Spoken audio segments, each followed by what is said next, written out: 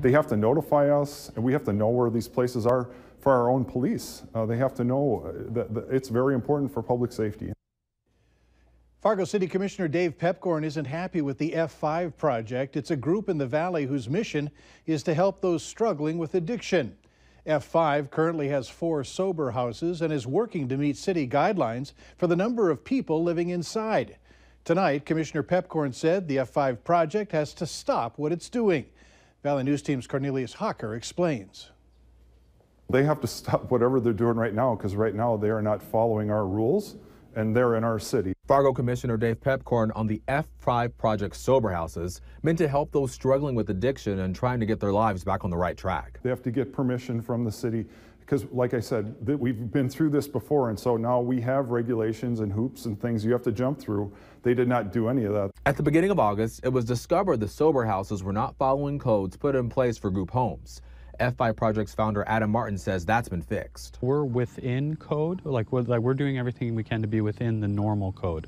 We're going through the application process right now to have group housing so that we can have more people in a house.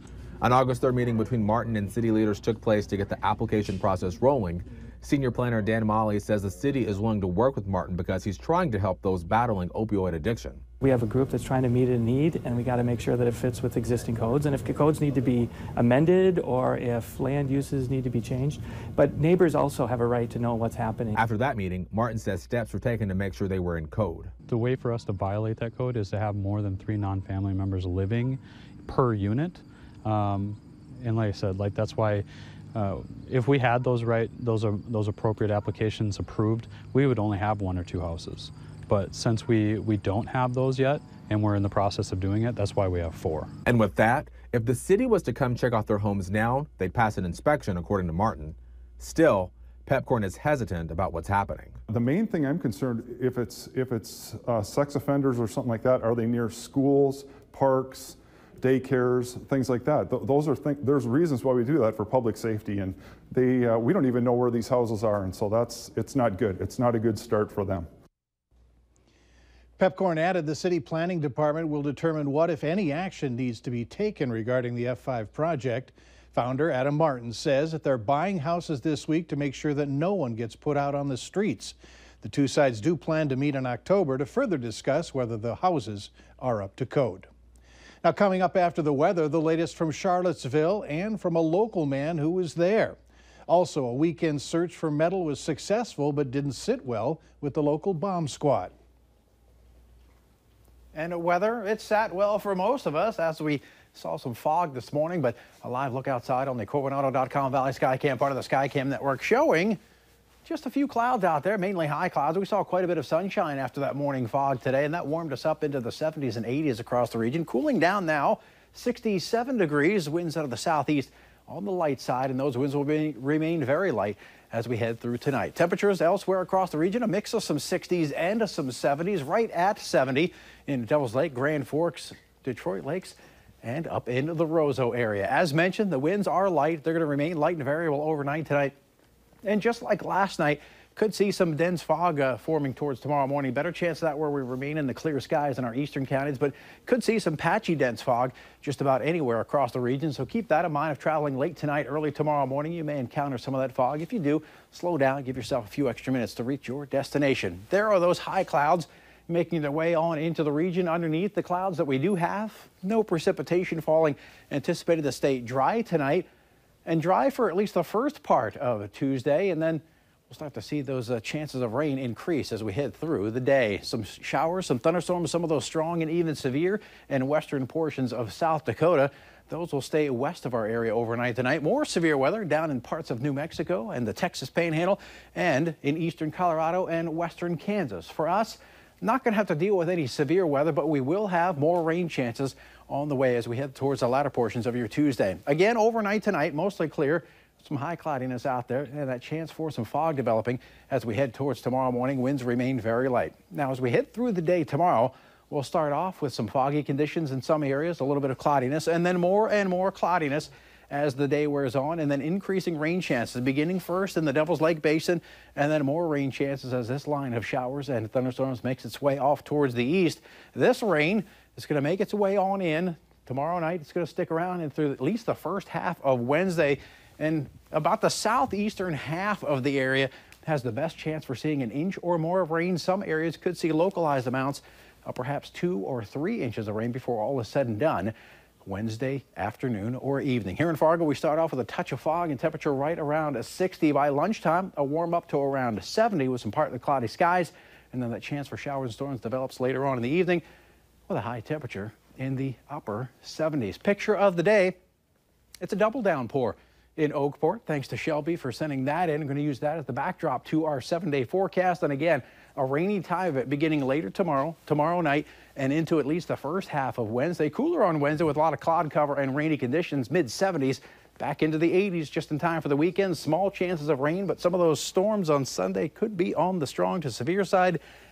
Monday, early rain gives way to decreasing clouds, and right now, eclipse viewing looking okay. We'll continue to fine-tune that forecast as we approach next Monday. And again, only 80% of the sun blocked here in the Fargo-Moorhead area, so if you plan on taking a gander, make sure you have those solar glasses. Okay, more importantly, can I mow my lawn tomorrow morning? You can mow your lawn tomorrow morning as long as you can see your lawn through the fog. Okay, all right, thanks. You got it. President Trump returned to New York City for the first time since taking office. The 3-day visit comes amid protests in New York and other cities over the president's response to white supremacists 2 days after the Charlottesville attack. Kenneth Craig has the latest from outside Trump Tower in the Big Apple. President Trump arrived in New York City late Monday night as large crowds of protesters chanted and held signs denouncing racism outside of his Manhattan residence. No more Charlottesville. No free speech for racists.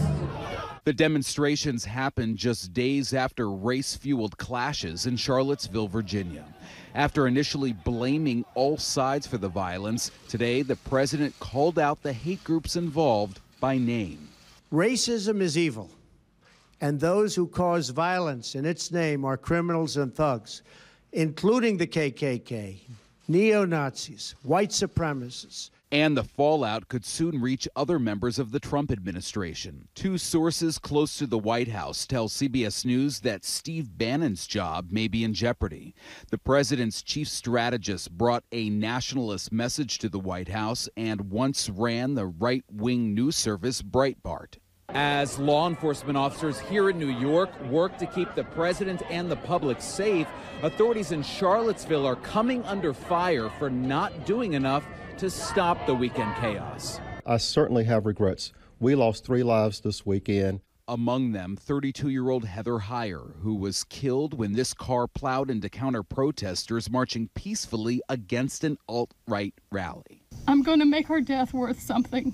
Earlier in the day, Alex Fields Jr. was arraigned on second-degree murder charges for the incident and was denied bail. Kenneth Craig, CBS News, New York. Police records show Fields Jr. had a violent past and once accused of beating up his own mother. At the time of the incident, he was employed as a security guard in Ohio. His employment has since been terminated. We feel this is the beginning of a new civil rights era. One man who was at that rally was Pete Teft of Fargo, a self-described pro-white activist. Teft has drawn criticism after being identified online as one of the men involved in the rally.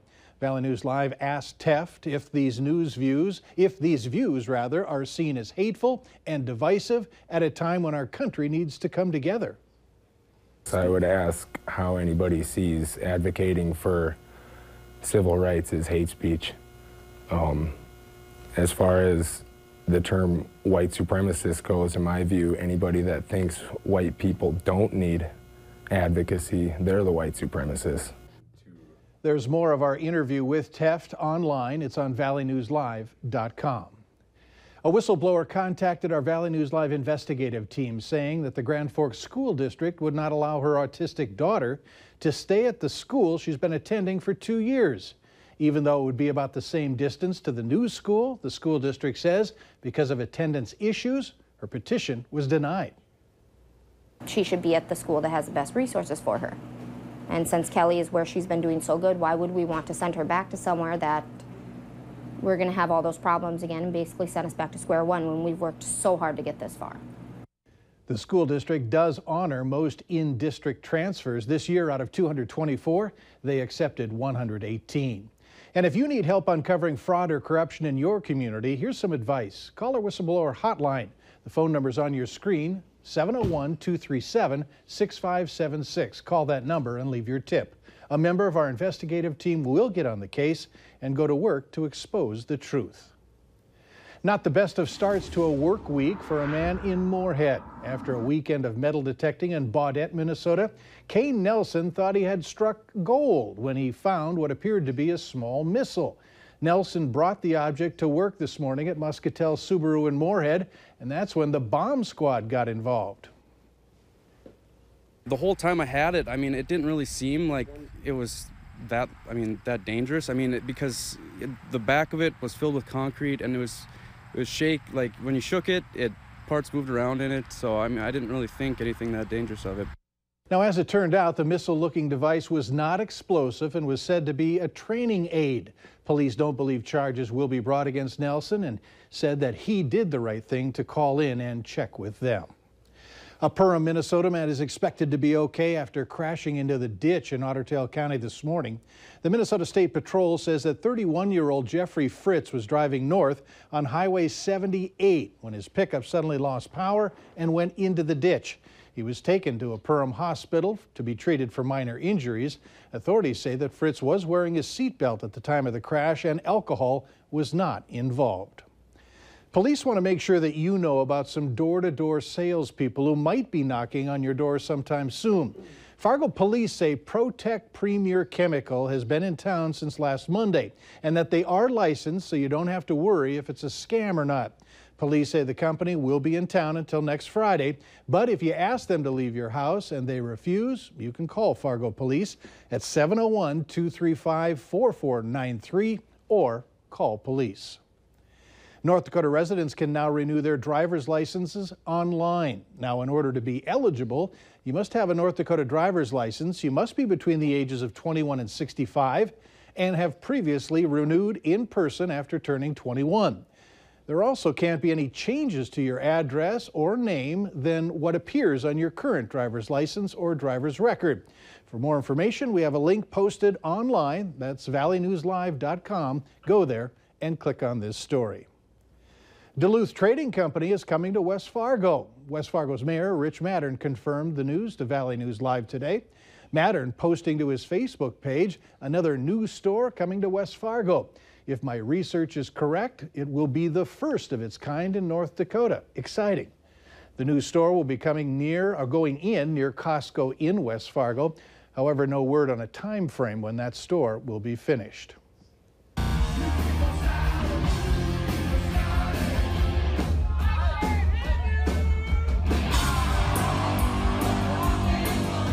Friday was a night to remember for a 10-year-old West Fargo boy belting out rock and roll all night at a show at the Shooting Star Casino in Mahnomen, with KISS frontman Gene Simmons right by his side.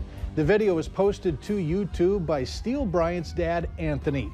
Steele eventually gets to sing on stage, taking the lead on the chorus of the rock hit, and at one point, as you saw, Simmons even handed him his sunglasses.